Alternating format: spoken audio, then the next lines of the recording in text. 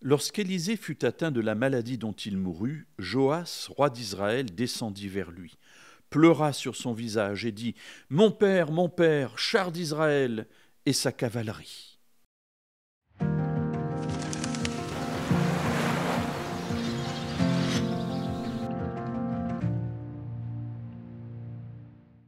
Il y a parfois dans nos raisonnements quelque chose de bizarre. Nous estimons que parce que nous sommes des croyants, Dieu, permettez-moi l'expression, doit nous protéger. Et quand un croyant passe par une difficulté, qui peut être une maladie grave, ou des difficultés dans sa santé, dans sa vie de métier, il perd son travail, etc., on se dit, mais où est Dieu ?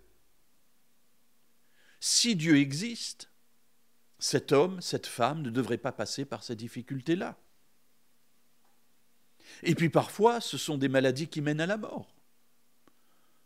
Alors on essaie de trouver une solution, on se dit peut-être que cette personne n'avait pas assez de foi. Je me souviens quand ma femme était malade, certains disaient mais il faut croire, et si tu crois, Dieu la guérira. Alors oui, ma femme a été guérie. Je ne suis pas certain que c'était parce que je crois. Peut-être était-ce parce que Dieu avait un plan pour elle, et que ce plan, malgré la maladie, a fait que maintenant elle est vivante. Mais dans ce raisonnement-là, cela sous-entend que si je ne crois pas, elle mourra, mais que si je crois, obligatoirement, elle vivra. Alors j'aime beaucoup le verset que j'ai lu il y a quelques instants, qui me permet à un moment donné de recadrer toutes mes idées et de les mettre, j'allais dire, dans la perspective de ce que Dieu m'enseigne.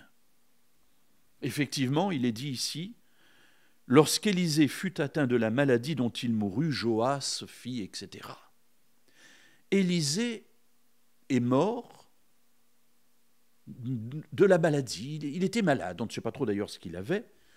Ça n'a pas franchement beaucoup d'importance là, mais Élisée est mort malade. Mes amis, qui est Élisée ? Élisée, dans le monde juif, est considéré comme le plus grand prophète d'Israël. Nous dirions c'est Ésaïe, ou etc. Élisée, plus grand prophète d'Israël.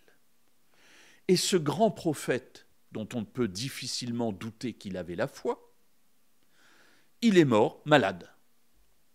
Alors vous me direz, peut-être qu'il n'a pas prié pour cela. Ben, mes amis, écoutez, excusez-moi, ne disons pas de bêtises. Peut-être que des gens n'ont pas prié pour lui. Ben, ne disons pas de bêtises non plus. Peut-être n'avait-il pas la foi. Ben, imaginons que Élisée soit le grand prophète de Dieu, mais qui n'ait pas la foi. Enfin, vous comprenez que ça ne marche pas, ça ne va pas du tout.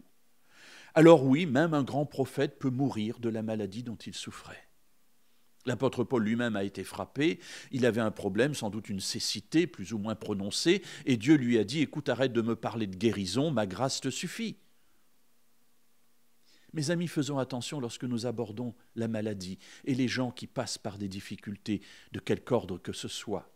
Et gardons-nous de faire un lien entre la foi et la réalisation nécessaire de la prière que nous avons. Encourageons les personnes malades, encourageons les personnes en difficulté, soutenons-les, prions pour elles, prions même pour leur guérison. Mais n'oublions jamais que nous voyons au temps présent, Dieu lui voit au-delà, et nous ne savons pas ce qui est bon pour une personne ni quels sont ses plans. Alors oui, même un grand croyant peut mourir de la maladie dont il souffre. Ce n'est pas pour autant que je dois déprécier sa foi. N'oublions pas que Dieu seul connaît les cœurs.